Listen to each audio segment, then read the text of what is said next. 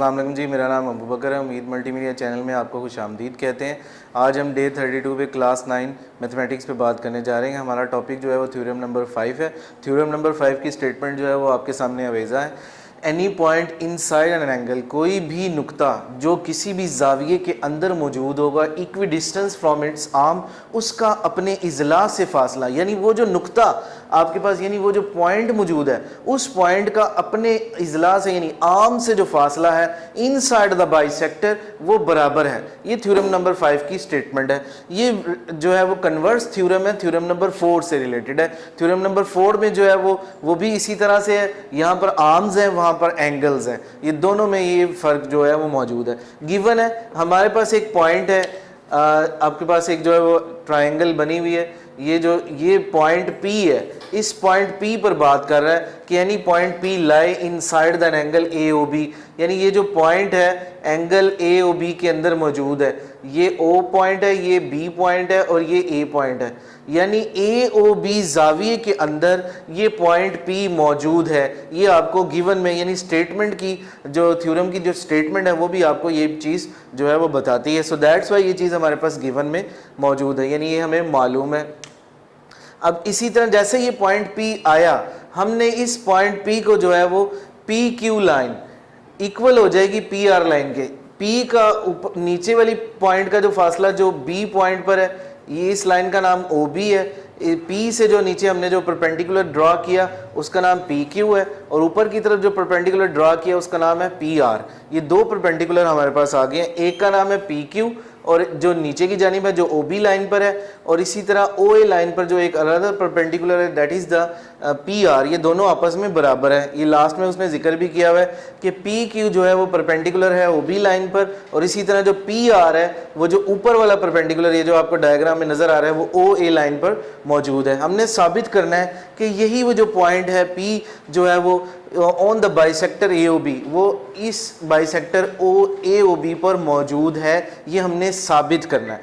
Construction में हमने क्या किया, हमने जो है वो P को, यानी जब ये पॉइंट P आया इसको जो है वो हमने O से ज्वाइन करवा दिया। ये आप डॉटेड लाइन देख रहे हैं, इससे साबित होता है कि हमने इस पॉइंट P को जो है वो O से ज्वाइन करवा दिया।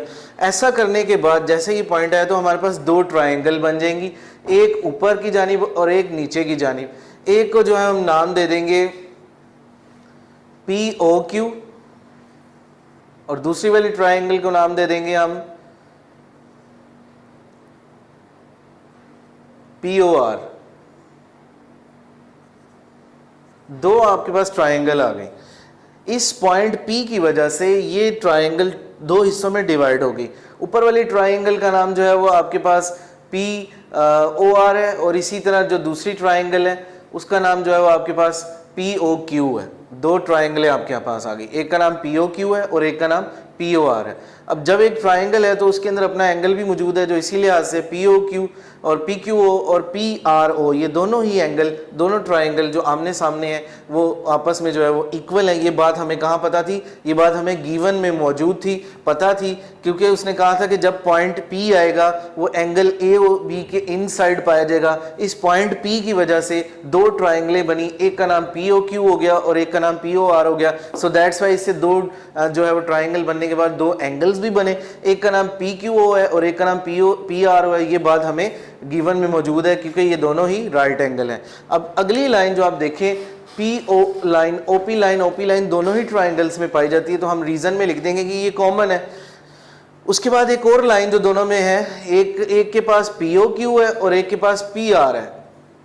अब आप देखें कि एक के पास जो OP था और अगली लाइन जो है वो आपके पास एक का नाम जो है वो PQ है लाइन बची और एक का नाम PR लाइन बची। PQ लाइन जो है वो आपके पास मौजूद है, वो एक ट्राइंगल में मौजूद है, और इसी तरीके से एक नई लाइन जो हाइपोटेनियस की शक्ल में आपके पास मौजूद है उसका नाम है PQ। एक ट्राइंगल में PQ मौजूद है और एक ट्राइंगल में PR मौजूद है, तो हम लिखेंगे ये बात हमें गिवन में पता थी, क्योंकि जो पॉइंट P आया इसकी वजह से दो ट्राइंगल्स बनी, एंगल्स भी बने और साइडें भी बनी, और जो एंगल्स बने उसका नाम था PQO और दूसरी ट्राइंगल में एंगल PRO था। PO दोनों साइडों पर कॉमन है दोनों ट्राइंगल्स में, PQ लाइन एक ट्राइंगल में मौजूद पी क्यू लाइन है और एक ट्राइंगल में मौजूद पी आर लाइन है जो इस पॉइंट पी की वजह से बनी, तो ये भी हमने गिवन में, रीजन में हम गिवन लिख देंगे। अब ये तीन साइडें, कोई सी भी तीन चीज़ें चाहे वो एंगल्स हो, चाहे वो साइड्स हो, किसी भी दूसरी ट्राइंगल के एंगल्स और साइड के इक्वल आ जाए तो वो दोनों ट्राइंगलें आपस में इक्वल कंसिडर की जाती हैं। तो लास्ट में लिख देंगे हम पी ओ क्यू बराबर है ट्राइंगल पी ओ आर से, क्योंकि ये तीनों चीज़ें, ये इसका एक एंगल और दो साइड है, एंगल और दो साइडें किसी दूसरी ट्राइंगल की एंगल और दो साइडों की इक्वल आ गई। सो दैट्स वाई ये दोनों ट्राइंगलें आपस में इक्वल हैं। तो हम कह सकते हैं कि ये जो बनने वाले जाविये हैं इनमें पी ओ क्यू एक ट्राइंगल में बन रहा है, यानी जो ये नीचे वाली ट्राइंगल है इसमें मैंने बताया, और पी ओ आर ये जो ऊपर वाली ट्राइंगल है इसमें भी ये जो दो जाविये बन रहे हैं ये दोनों आपस में बराबर हैं, क्योंकि दोनों ट्राइंगलें साइड और एंगल के लिहाज से इक्वल हैं। तो इन दोनों को हमने इक्वल कैसे किया? हाइपोटेनियस साइड के लिहाज से। एक ट्राइंगल का हाइपोटेनियस दूसरी ट्राइंगल के हाइपोटेनियस, एक ट्राइंगल की साइड दूसरी ट्राइंगल की साइड के लिहाज से इक्वल हुई, तो हमने कह दिया कि ये जो दोनों ट्राइंगलें आपस में साबित हैं। जब ये तीनों चीज़ें आपस में इक्वल हो जाएं तो लास्ट में जो टू प्रूव हमने करना होता है वो भी हम लिख देते हैं। सो दैट्स वाई जो पॉइंट P है वो बाइसेक्टर AOB के अंदर मौजूद है।